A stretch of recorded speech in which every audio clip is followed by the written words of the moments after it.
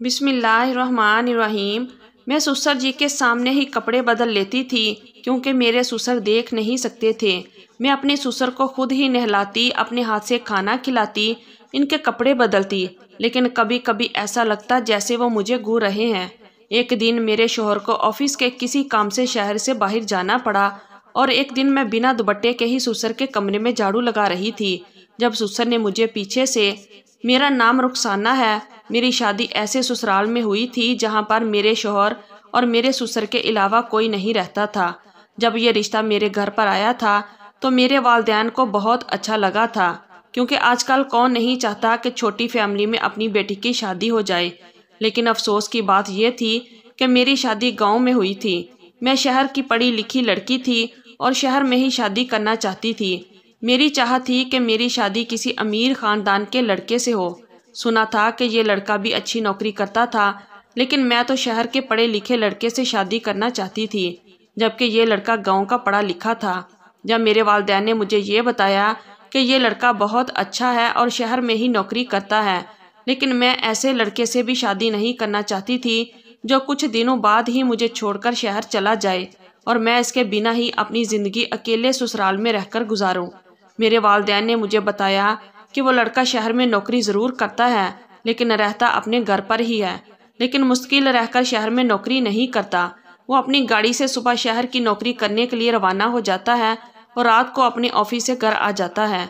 इसका मतलब ये था कि मुझे बड़ी आसानी हो जाती अगर मेरी शादी इस लड़के के साथ हो जाती, तो मुझे जब भी अपने मायके आना होता मैं इसके साथ आ जाती और रात को अपने घर को चली जाती। मुझे अपने वालिदैन से ज़्यादा दूर नहीं रहना पड़ता। लड़का देखने में बहुत स्मार्ट था, पढ़ा लिखा था, फैमिली मेंबर्स भी बहुत कम थे। सुना था कि गांव में इसका बहुत बड़ा मकान है और सिर्फ एक ससुर है जिनको आंखों से नज़र नहीं आता।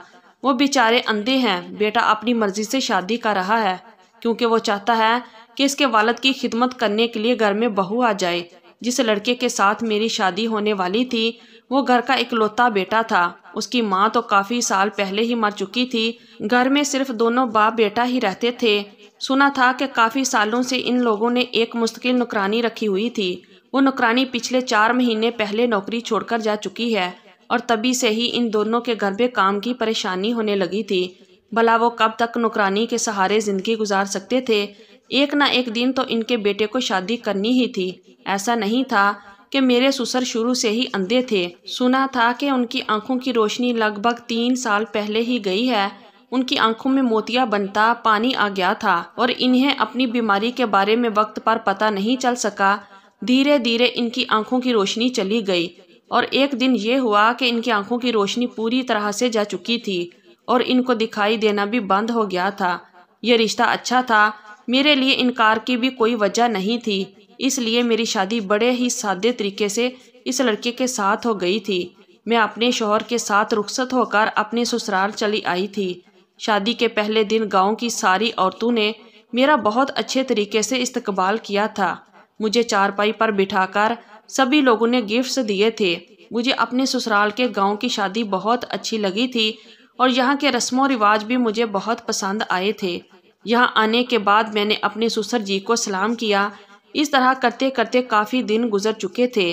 मैं अपने ससुर के सारे काम करती थी, इनके कपड़े भी बदलती थी, पास बैठकर इनकी सारी बातें सुनती थी। वो बहू बहू कहकर मेरे करीब आ जाते थे। मेरे ससुर बहुत अच्छे आदमी थे, उनकी आदत भी बहुत अच्छी थी, लेकिन जब मैं घर का काम करती थी और मेरी नज़र अपने ससुर पर जाती तो ऐसा लग रहा होता था कि जैसे वो मुझे घूर रहे हैं। लेकिन फिर भी मुझे एहसास होता कि वो मुझे कैसे देख सकते हैं। उनकी तो आंखों की रोशनी ही नहीं है। वो मुझे देखकर मुस्कुरा भी रहे होते हैं। कभी कभी मुझे ये बात बड़ी अजीब लगती थी, वो मुझे क्यों देखे जा रहे हैं, पर हर बार मैं ये बात भूल जाती थी कि मेरे ससुर एक बूढ़े और अंधे आदमी हैं। वो अपनी आंखों से कुछ नहीं देख सकते। हर रोज़ हमारे घर पर अलग अलग तरीके की औरतें आती हैं और थोड़ी देर मुझसे बातचीत करने के बाद चली जाती थी। मेरे ससुर का कहना था कि हमारे गाँव के लोग बहुत प्यार और मोहब्बत वाले लोग हैं। हमारे गांव में जब कोई नई नवेली दुल्हन आती है तो यहाँ की औरतें इससे इस तरह की बातें करने लग जाती हैं। मेरे ससुर अपने कमरे से भी बाहर निकलकर नहीं आते थे। میں کبھی کبھی اپنے سسر کو دیکھ کر اپنے دل میں شرم لے آتی تھی، کیونکہ تھے تو وہ میرے سسر ہی۔ سسر تو ویسے بھی باپ کی طرح ہی ہوتے ہیں۔ مجھے تو بس ایسا لگتا تھا جیسے میرے سسر سب کے سامنے مجھے گھورتے رہتے ہیں۔ کبھی کبھی تو میں اپنے ماتھے پر بل ڈال کر ان کو گھورنے لگتی تھی۔ میں پاگل ہو گئی تھی۔ ہر بار یہ بات بھول جاتی تھی کہ میرے سسر اندھے ہیں، کیونکہ ہمارے گھر میں کبھی کوئی ایسا تھا ہی نہیں، اس لیے مجھے ایسے لوگوں کی عادت بھی نہیں تھی۔ ایسا میرے ساتھ پہلی بار ہو رہا تھا کہ میں اپنے اندھے سسر کے ساتھ رہ رہی تھی۔ میرے شوہر روٹین کے مطابق صبح کے ٹائم پر اپنے آفس جانے کے لیے نکل جاتے تھے اور سارا دن میں اور میرے سسر گھر میں اکیلے رہ جاتے تھے۔ میرے شوہر نے مجھے شادی کی رات ہی سمجھایا تھا کہ تمہیں میرے ابو جی کا بہت خیال رکھنا ہے۔ کافی سالوں سے ہمارے گھر پر نوکرانی رہ رہی تھی اور وہ ابو جی کا بہت خیال رکھتی تھی، کیونکہ صبح کے ٹائم پر تو میں جاب کے لیے نکل جاتا تھا۔ جب ابو جی کی آنکھوں کی روشنی تھی تو تب وہ بھی کھیتوں میں کام کرنے کے لیے چلے جاتے تھے، لیکن جب سے ان کی آنکھوں کی روشنی گئی تھی، انہوں نے گھر پر ہی رہنا شروع کر دیا تھا۔ کچھ مہینوں تک نوکرانی نے ساتھ دیا اور اس کے بعد وہ نوکرانی بھی چھوڑ کر چلی گئی۔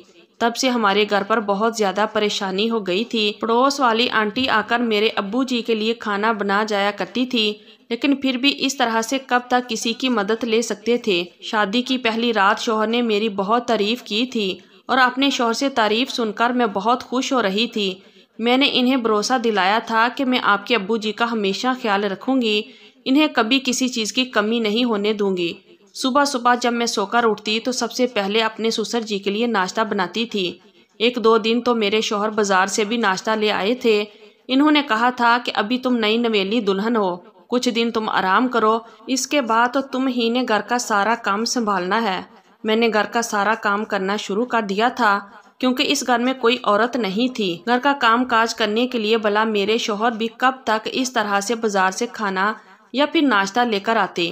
ایک نہ ایک دن تو مجھے یہاں کا کچن سنبھالنا ہی تھا۔ میرے سسر بھی کہتے تھے کہ بہو ایک دو دن کھانا بازار سے آ جائے گا، لیکن میں نے کہا نہیں ابو جی، میں ایسی لڑکی نہیں ہوں جو ہمیشہ آرام کرتی رہوں۔ میں اپنی ذمہ داری نبھانا چاہتی ہوں اور گھرداری کو اپنے کندھوں پر چلانا چاہتی ہوں۔ یہ گھر تو مجھے ہی سنبھالنا پڑے گا۔ میری بات سن کر میرے سسر اور شوہر بہت خوش ہو گئے تھے۔ انہوں نے کہا تھا کہ ہمیں گھر کے لیے ایسی ہی لڑکی کی تلاش تھی۔ میرے شوہر کہنے لگے کہ تم خوبصورت ہی نہیں بلکہ خوبصورت ہونے کے ساتھ سمجھدار بھی ہو۔ میں نے ناشتے کے میز پر ناشتہ لگا دیا اور میرے سسر جی بھی ناشتہ کرنے کے لیے میرے سامنے ہی بیٹھے ہوئے تھے۔ میں ان کے سامنے بیٹھ گئی، پھر میں نے انہیں اپنے ہاتھوں سے ناشتہ نکال کر دیا۔ میرے شوہر نے ابو جی کو اپنے ہاتھ سے ناشتہ کروایا تھا۔ میرے شوہر بھی مجھے دیکھ کر مسکرا رہے تھے۔ میرے شوہر جب گھر پر آتے تو سب کچھ اپنے ابو کو اپنے ہاتھوں سے ہی کھلاتے تھے۔ انہوں نے مجھ سے کہا تھا اب اگلی بار سے میرے پیچھے میری یہ ذمہ داری تم نبھاؤ گی۔ میں نے اپنے شوہر سے خوش ہوتے ہوئے کہا جی جی کیوں نہیں، میں گھر کی ساری ذمہ داری خود سنبھالوں گی۔ مجھے ایسا لگ رہا تھا جیسے میرے سسر اب بھی میرے سامنے بیٹھ کر مجھے گھور رہے تھے۔ اپنے شوہر کے جانے کے بعد میں گھر کا کام کرتی تھی تو اپنے گلے میں دوپٹہ بھی نہیں ڈالتی تھی۔ یہی سوچتی تھی کہ گھر میں کوئی نہیں ہے، سسر جی تو ہیں اور انہیں بھی دکھائی نہیں دیتا، اس لیے میں گھر میں رہتے ہوئے کسی بھی حلیے میں کام کرتی رہتی تھی اور اپنے سسر جی کے سامنے بھی کسی بھی حالت میں چلی جاتی تھی۔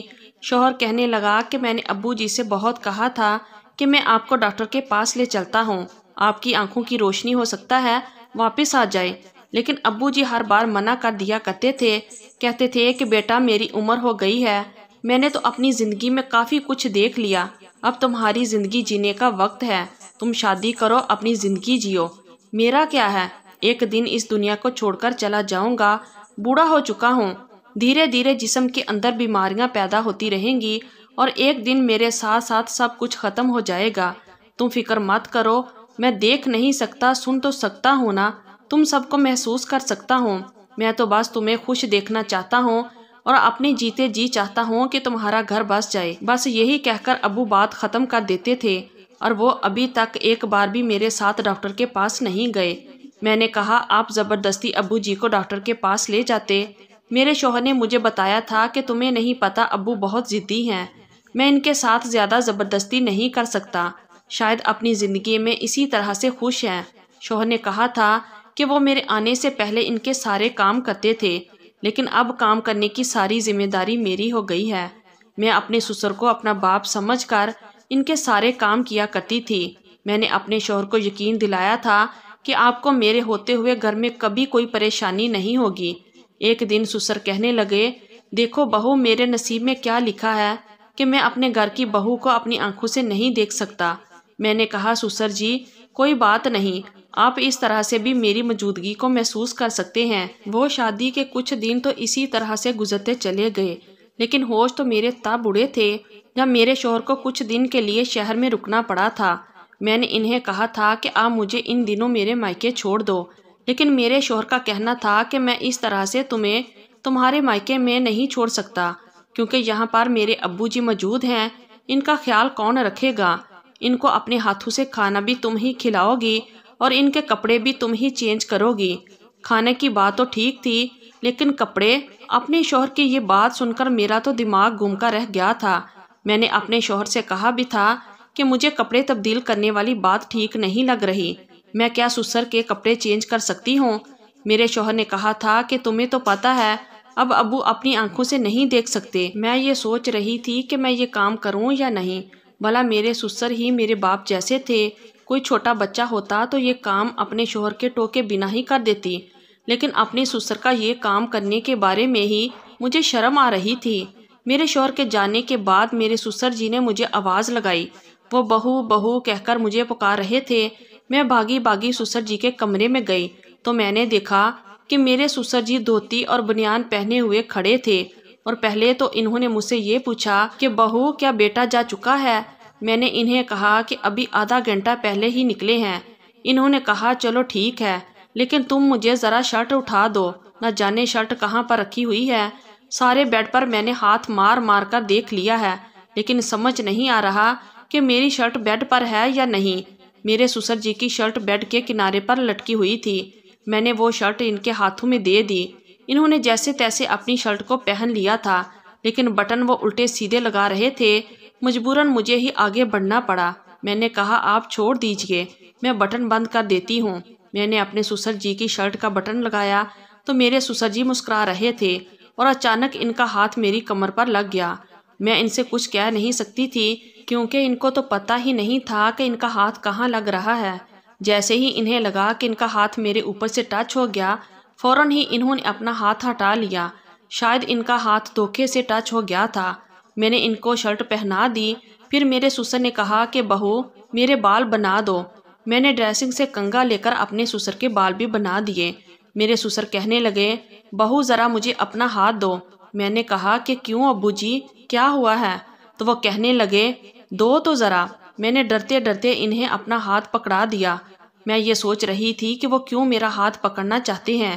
انہوں نے میرے دونوں ہاتھ اپنے ہاتھوں میں تھام لیے اور کہنے لگے کہ تمہارا بہت بہت شکریہ، تم نے ہمارے گھر کو بہت اچھی طرح سے سنبھال کر رکھا ہے۔ تمہاری جگہ اگر کوئی اور عورت ہوتی تو شاید کبھی نہ سنبھال پاتی۔ میرے سسر جی نے میرے ہاتھوں کو بڑی مضبوطی کے ساتھ اپنے ہاتھوں میں جکڑ لیا تھا۔ میں ان کے ہاتھوں سے اپنے ہاتھ چھڑانے کی کوشش کر رہی تھی، لیکن انہوں نے کہا کہ بہو ابھی یہیں پر ہی رہو، اتنی جلدی جانے کی کیا ضرورت ہے؟ میں تمہارا شکریہ ادا کرنا چاہتا ہوں۔ میں تمہیں دیکھ تو نہیں سکتا، لیکن محسوس تو کر سکتا ہوں، اس لیے تمہارا ہاتھ پکڑنا چاہتا ہوں کہ بہو کیسی ہوتی ہے۔ اللہ نے مجھے کوئی بیٹی بھی نہیں دی، اگر میری بیٹی ہوتی تو شاید وہ بھی تمہاری طرح میری خدمت نہیں کرتی۔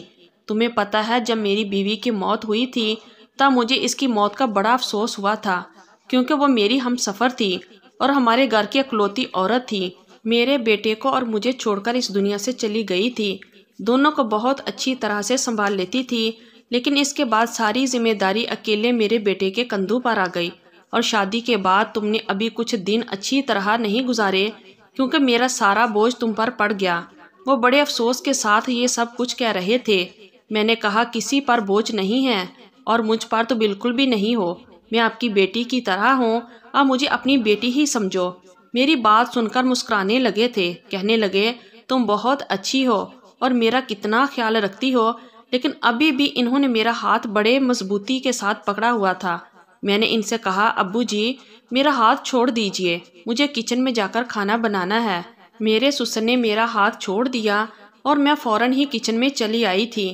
جیسے جیسے وقت گزرتا گیا میرے سسر کی حرکتیں کچھ عجیب سی ہونے لگی تھی۔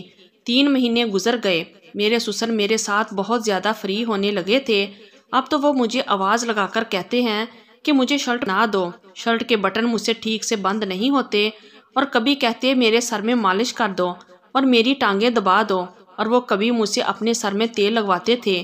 چھوٹے موٹے کام تو وہ خود بھی کر سکتے تھے۔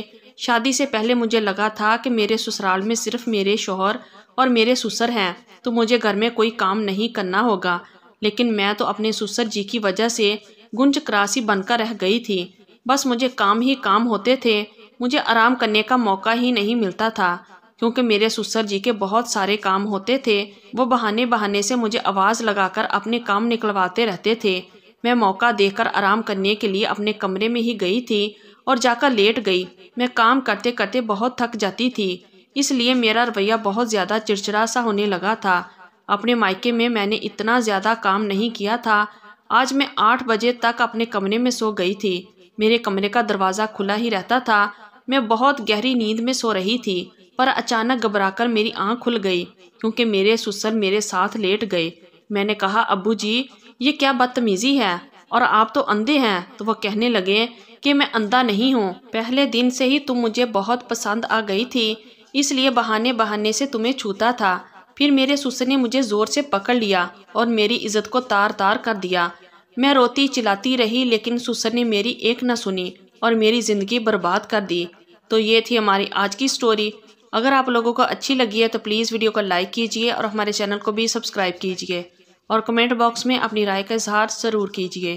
شکریہ۔ اللہ حافظ۔